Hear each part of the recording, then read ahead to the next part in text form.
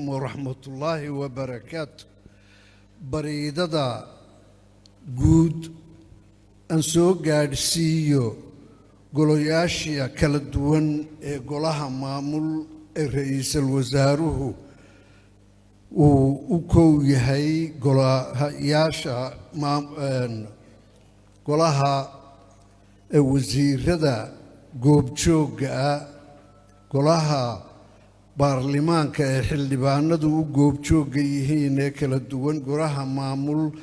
ee heerarkaasi iyo golaha aqooneed ee maanta halka wada fadhiya intii naasiba qof waliba hab maamuuska uu ku leeyahay fadhiga kan ha ku soo gudoomo waxaan keli ah hadda wixii laga waramay inaan ku soo celiyo oo aad daawateen idinkuma habboona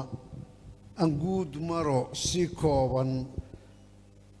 macallinka eenu xusayno ahaa barbaariye ahaa maamule ahaa cilmi baare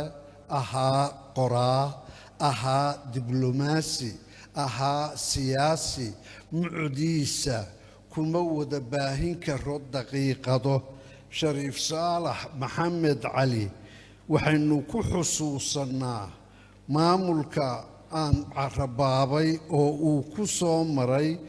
bar ilaa 1956 ka hor uu bare soo noqday 56 markuu barashadiisa horaad dibadda uga soo noqday uu noqday maamulihii barnaamijka horumarinta reer miyiga ee degmada xudur uuna noqday kadib wasaaradda arrimaha dibadda uu ka noqday waaxdeeda ganacsiga iyo dhaqaalaha u qaybsanaha safaaraddii inoo fadhiday masar waayada uu soo noqday agaasime wasaaradda caafimaadka ee waaxda dhakhtarada iyo agaasime guudba uu wasaaradda caafimaadka ka soo noqday madaxa machadkii instituutkii dhaqaale iyo sharci oo isaga iyo kulliyadda Lafoole ay ka bilaabantay jaamacadda ummadda Soomaaliyeed isagoo machadka madax ka ah ayaa jaamacaddu curatay oo la sameeyay sidaasuu ku noqday gudoomiyihii ugu horeeyay ee jaamacadda hogaamiya isla muddada ku xigtayna uu ku noqday wasiirkii hidaa iyo tacliinta sare ee dalka uu noqday muddo dheer diblomaasi soo maray 11 dal oo jamhuuriyaddii Soomaaliya uga wakiil noqday 3 uu degaamay iyo 9 ama 8 aanu degaamin ee uga wakiil ahaa wuxuu ahaa sidaa loo sheegay oo ku caan noqday hogaamiyihii guddiga qoridda af Soomaaliga maaha guddigii af Soomaaliga waxa uu ahaa oo soo noqday oo uu ku muuqday wax badan oo maamulka iyo halganka siyaasadeed iyo diblomaasiyadeed afartan guuradii far Soomaalida oo ku beegnayd 2012 waxa lagu qabtay xuskeeda dalka Jabuuti waxa la isugu yeedhay guddigii qoridda af Soomaaliga oo uu horkacayay shariif saalax maxamed cali waxay halkaa ku gudoomeen oo uu shariifkuna gudoomay abaalmarinta qoridda oo lagu tixgelinayay guddiga oo halkaa waxa waaga halkaa lagaga baaqay akademiya goboleedka af Soomaaliga shariif saalax wuxuu ka mid noqday 9 qof oo aanu wada wadaagnaan anna ka mid ahaa ee qalinka u qaatay asaaska akademiyada af Soomaaliga. waxa uu nagula jiray guddigii fulinta. wuxuu ugu dambeyntii ahaa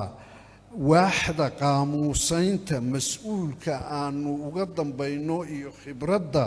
uu nagu hogaaminayay ahaanta asaaska akademiya goboleedka af Soomaaliga. isagoo naga mid ah wuxuu geeriyooday oo tan alla u timi Maarj 21-keedii 9:40 oo barqanimo maalinta. xuska iyo xusuusta Shariif Saalax Maxamed Cali goob kastoo aqooneed in meel lagu hayo oo baroordiiq ballaadhan waayadaa loo sameeyey. waxaa akademiya goboleedka af Soomaaligu ka qortay buugga la yidhaahdo haldoor oo taxanaha afmaal buugaga ah ee akademiyadu 4 sanoba mid soo saarto ka mid ah ayaa looga gaar yeelay Shariif Saalax Maxamed Cali. maanta xusuustiisa in aanu golahan ballaadhan meel loogu magac daray ay ahaato waxa uu mudan yahay, kana sii mudnaa guddoomiyaha ugu horreeyay ee jaamacadda ee wasiirkeedii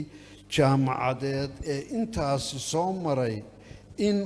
gole qura ka ballaadhan. waxaanu sugaynaa marka macahadyadeeda iyo fakaltiyadeena qaar loogu magac daro. intaasi waxaan kaga baxay xuska Shariif Saalax Maxamed Cali idinkoo igaga raalli ah kedisada la iigu soo diray haddaan idinku dheereeyey. wasalaamu calaykum waraxma wabarakaatu.